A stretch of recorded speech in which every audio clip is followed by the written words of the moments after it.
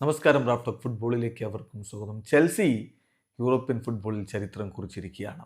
അതായത് യൂറോപ്യൻ ഫുട്ബോളിൽ എല്ലാ കിരീടങ്ങളും നേടുന്ന ആദ്യ ടീമായിട്ട് അവർ മാറിയിരിക്കുന്നു. ഇന്നലെ യുവേഫ യൂറോപ്പ കോൺഫറൻസ് ലീഗിൻ്റെ ഫൈനലിൽ 1-4 ഗോളുകൾക്ക് അവർ റയൽ ബെറ്റീസിനെ പരാജയപ്പെടുത്തിക്കൊണ്ട് കിരീടം ചൂടി.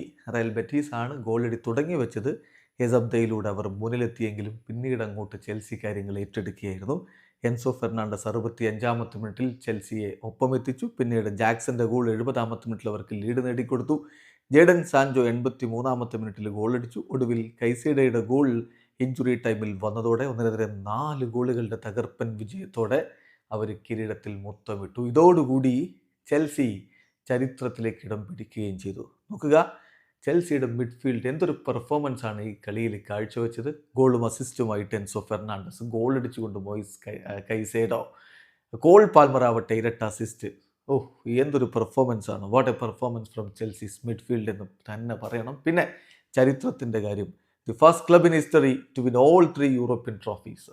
ചരിത്രത്തിൽ ആദ്യമായിട്ടാണ് ഈ ട്രോഫികളൊക്കെ നേടുന്ന ഒരു യൂറോപ്യൻ ടീം. അതായത് ചാമ്പ്യൻസ് ലീഗിൽ മുത്തമിട്ടു, യൂറോപ്പ ലീഗിൽ മുത്തമിട്ടു, കോൺഫറൻസ് ലീഗിൽ മുത്തമിട്ടു. ചെൽസി ഫുട്ബോൾ ക്ലബ്ബ് ഫയറായിട്ട് മുന്നോട്ട് പോകുന്ന കാഴ്ച. ഇനിയിപ്പോൾ കപ്പിൻ്റെ കാര്യം പറയുകയാണെങ്കിൽ അത് നേരത്തെയുള്ള കപ്പാണ്, അതും അവർ നേടിയിട്ടുണ്ട്. അങ്ങനെ നോക്കുമ്പോൾ എല്ലാ യൂറോപ്യൻ കിരീടങ്ങളും നേടിയ ഏക ടീം എന്ന റെക്കോർഡാണ് അവർ ഇട്ടിരിക്കുന്നത്. വീഡിയോ അവസാനിക്കുന്നു. ഫുട്ബോൾ ലോകത്തെ കൂടുതൽ വിശേഷങ്ങളുമായി റാഫ് ടോക്സ് വീണ്ടും എത്താം.